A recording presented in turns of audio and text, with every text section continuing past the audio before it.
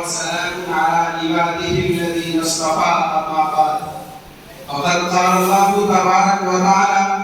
ظهر الفساد في البر والبحر بما كسبت أيدي الناس ليذيقهم بعض الذي عملوا لعلهم يرجعون صدق الله العظيم. مجھے اے ہم نشیں رہنے دے شعلے سینہ کعبی میں کہ میدان محبت کو نمایاں کر کے چھوڑوں گا. جلانا ہے مجھے ہر شمع دل کو سوزے پنہا سے تیری تاریک راتوں میں چراغاں کر کے چھوڑوں گا. حضرات گرامی، صدر سی وفات،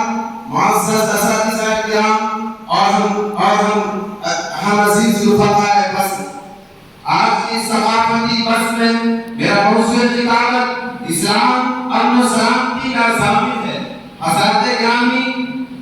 عصر حاضر کے پرآشوب و پرفتن ماحول میں اور گفتہ کے حالات میں جبکہ ہر سو نفسی نفسی کا عالم تھا، ہر سن ہنگامہ محشر ہوتا تھا، ہر جہاں جانب فضائے پسید میں کمزور و ناتوا اور مظلوم اور بے کس لوگوں کی آہ و فغان گونج رہی تھی. ہر طرف انسانی جان و مال سے کھلواڑ کیا جا رہا تھا، انسانی لاشوں پر تاج محل تعمیر کیا جا رہا تھا اور انسانی لاشوں پر تاج محل تعمیر کیا جا رہا تھا. جو کی طرح انسانیت کا خون چوسا جا رہا تھا اور اس کے لہو سے ہولی منائی جا رہی تھی. انسانوں کی پوری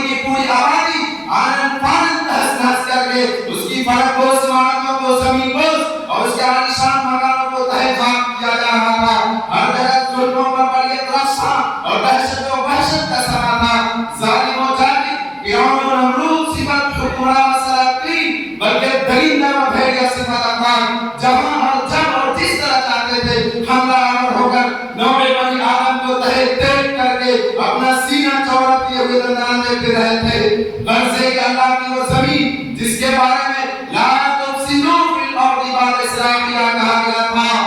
آج کرپشن، انارکی، لاقانونیت، دہشت و بربریت، ظلم و ستم، بے امنی و بدنظمی اور انتشار و خلفشار سے پر تھا. جاہلیت آج انتشار و خلفشار سے پر تھا. جنگل کا قانون جاری تھا. جنت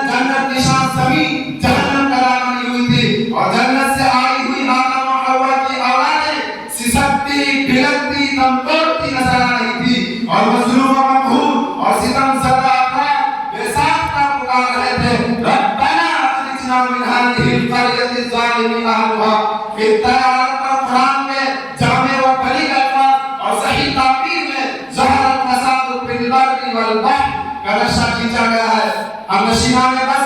یاد رکھیے، بلکہ دماغ کی سلوٹوں پر متصل اور لمحے قلب پر نشر کر لیجیے کہ آج اگر دنیا میں بہار آ سکتی ہے، آگے نسیم کے مشکلات اور مشکلات ہو کے چل سکتے ہیں، انسانیت کو امن امان کی گلی چھاؤں میں عزت آ سکتی ہے، لوگوں کو پنجۂ استبداد سے رہائی اور ظلم و ستم سے نجات مل سکتی ہے، عوام الناس کو شادمانی و شادکامی فراہم ہو سکتی ہے، تو صرف اور صرف مذہب اسلام کے ذریعے اور اسی کے واسطے سے اسلام کے سوا دنیا کا کوئی مذہب، کوئی قانون اور کوئی نظام الدین ایسا جامع و ہمگیر اور منظم و منضبط نہیں جسے نافذ کر کے دنیا میں فصل بہار لائی جا سکے اور اس آفت و راحت کا گہوارہ بنایا جا سکے، جو امن امان کا ضامن بن سکے اور انسانیت کے نسل آرزو